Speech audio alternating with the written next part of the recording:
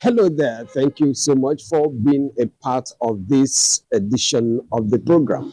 And thank you for your support in the year 2025. Hoping that we will do it again in this new year 2026. My name is Clement Barikui. Welcome to Hilltop Mansion. Have you ever missed out on any events or activities of the governor? Worry no more. Hilltop Mansion got you covered. Hilltop Mansion is a program of the Nigerian Television Authority, NTA, Uyo, specifically designed to showcase the day-to-day activities of the Arise agenda. Tune in every Monday at 7:30 p.m. on Star Times, Channel 103, and our social media platforms on Facebook and YouTube to join us. Hilltop Mansion, showcasing the Arise agenda.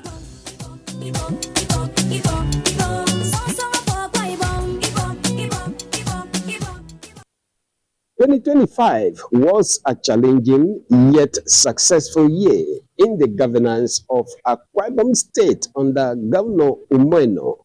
And so on the program tonight, we shall be taking a retrospect of 2025 with particular focus on reviewing major activities, policies and programs of government that shaped the socio-economic landscape of the state in 2025. Let's take a look. By the start of 2025, the Umeno administration had moved beyond policy declarations into what officials described as a phase of consolidation. The focus was no longer on new frameworks, but on execution. One of the most visible policy areas was infrastructure.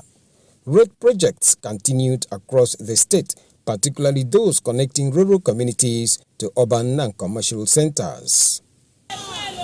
We want to ensure that we connect our state seamlessly in road infrastructure so that from Mbo to Oran, from Oran to Ini, we can connect our local government areas.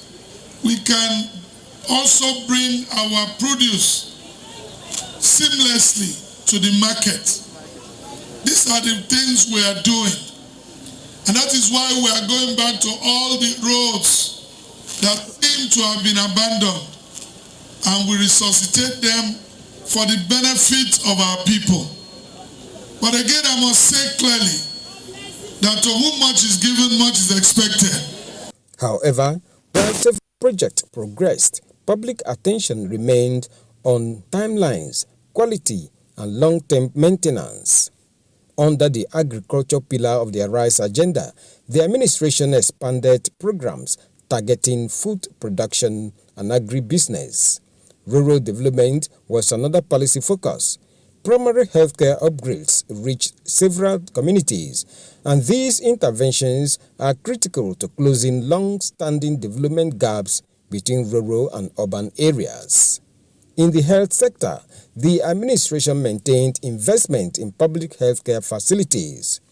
The state of emergency declared in the sector led to renovations, equipment upgrades, and workforce support, including recruitment of more than 2,000 healthcare personnel. It's an exciting moment for us. Starting November 1st, the governor has directed in council that we should start the physical upgrade of selected hospitals across the 3 senatorial districts.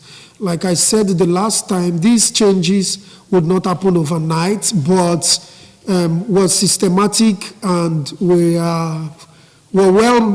crafted a well thought out strategic roadmap, and that is the roadmap that the governor approved today in council. So for me, I'm excited because today, with the approval given by His Excellency the Governor, doctors in Akwa Ibom would earn more than what is paid in many other places. And so, not just doctors, all healthcare workers, level for level. And so, what more can I say as a commissioner for health other than thank His Excellency for his benevolence and his thoughts about the health and well-being of the people. His Excellency has brought to bear the flagship health insurance scheme today in the country. Education policy in 2025 centered on infrastructure upgrades, teacher support, and student access. Public schools saw renovation works. Youth empowerment and social intervention programs were rolled out through skills acquisition centers, vocational training, and small business support. Thousands of beneficiaries were recorded across multiple schemes through avenues such as the Federal Constituency Town Square meeting. On the economic front, the administration sustained policies aimed at diversification, supporting small and medium-scale enterprises, tourism, hospitality, and the creative economy. These sectors were promoted as alternatives to oil-dependent revenue amid fluctuating national economic conditions. I'd always said that the best legacy we hope to leave after we would have, by the grace of God and with your help, finished our stewardship in full circle will be the number of lives we would have positively impacted through entrepreneurial support schemes, humanitarian interventions, and other kitchen table issues that directly affect the quality of lives of our people, while also executing big items projects. In all, I've always said the people will be our greatest legacy in government. That passion explains why, within the first few months of my inauguration, we partnered to bring the Bank of Industry for the first time ever to the state, to partner with us in supporting our MSMEs, and went ahead to provide a matching fund of 2 billion naira so our entrepreneurs, especially the small-scale ones, could borrow at single-digit interest rates and run their businesses. Let me again thank the Bank of Industry for agreeing to partner with us. Security remained relatively stable in Akwa Ibom during 2025, with the government working alongside security agencies and community leaders. The launch of the Security Trust Fund remains helpful in raising funds to support the security apparatus in the state. You may well know the S in our RISE agenda stands for security management. And since we came in, we have devoted resources to ensuring that we maintain our status as a safe, secure, and peaceful state. We are in the process of expanding and recruiting more hands for the Ibom Community Watch. Today's event is a testimony that Akwa Ibom State is not waiting for challenges to overwhelm it before acting. Instead, the state has taken proactive and visionary steps to strengthen its security architecture and safeguard the peace for which it is widely admired. We are going to also let the world know that there is a man who in less than 2 years has significantly helped to make sure that the state, Akwa Ibom State, has become the most peaceful state in Nigeria. Your support to the security agencies has helped to make the state peaceful, Your Excellency. In governance, the administration emphasized fiscal discipline, revenue reforms, and digitization of public services. The first ever online civil service recruitment remains the toast of many residents. This is the first of its kind, because this kind of a thing has not happened before. And so we are expecting a very good outcome. The atmosphere, the place is serene, it's very conducive. The CBT test, in fact, everything is going on fine. Nobody is complaining. The world has changed. You understand now? We are in the 21st century, so you don't need a more orthodox method of doing things anymore. You know? And this is how it's supposed to be, because in those days we've been experiencing, some people said, is by who know who. The defection of Governor Umono to the All Progressives Congress also contributed greatly to shaping the state political landscape. That for any political party, the most enduring power does not come from division. It comes from unity of purpose. The strength we seek is not found in standing alone, no in fighting amongst ourselves, but in standing together. And that strength grows with every voice that joins this cause. That is how we move forward, not by clinging to what divides us, but by rallying around what lifts us. We are here because we believe in building bridges, not walls, in mending fences, not erecting new ones. And above all, we are here because we know that the political party is more than slogans on a banner. A political party is its people. The people are the party. When the APC was conceived, the odds were stacked against us, but we endured. We overcame. We emerged not just as a political platform, but as a movement driven by fidelity to principles. And at the very heart of those principles stands a man whose name defines political tenacity and statesmanship. His Excellency, President Bola Ahmed Tinubu GCFR. Few figures in our national history have given as much and demanded so little in return. Long before the drumbeats of democracy returned to Nigeria, he offered his resources to sustain the struggle. When the wind of vindictiveness sought to isolate Lagos when he was governor, he stood alone and turned isolation into innovation. While others traded their principles for a seat at their oppressor's table, he stayed the course and built an alternative. This is not hearsay. These are documented sacrifices. They were met not in pursuit of personal glory, but in defense of democracy. I'm telling you this, Your Excellency Pastor Umo Eno, because I want you and our court troublers to know that President Tinubu is a bridge builder, an inveterate Democrat. And so your decision to come home to the APC is one that you will never regret. We are saying henceforth, come 2027, the South-South will go one way, and the South-South will vote for President Bola Ahmed Tinubu. Your Excellency, I want to thank you for not moving away from the heart of Akwa Ibom. I've been around for over 4 days, interacting with our elders across party lines. And I realized that you consulted your people. There is an equivalent proverb that says that if you are a leader and you are running on the bush track and you hear footsteps behind you, once in a while you must look to see whether the people are running away from you or they are following you. Governor Mano, in your own case, the people are following you. We are all following you. As the leader of Akwa Ibom State, Akwa Ibom is totally with you. I realized that you had to struggle a bit, particularly in my senatorial district, to become the governor.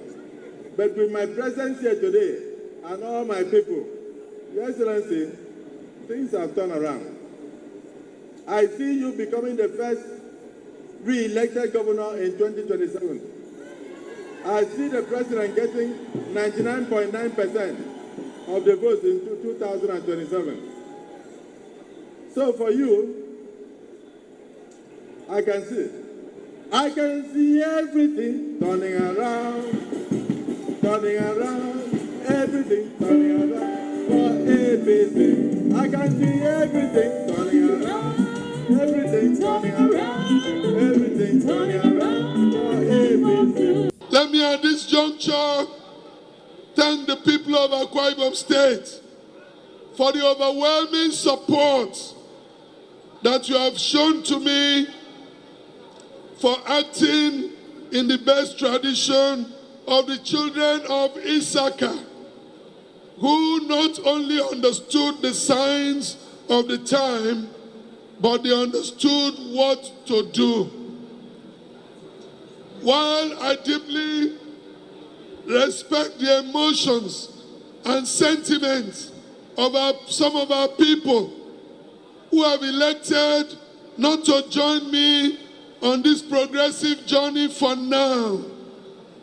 I want to state here unequivocally that strategic decisions are based on evolving realities, which demands that the future and collective interests of our state and people must be taken above all other considerations.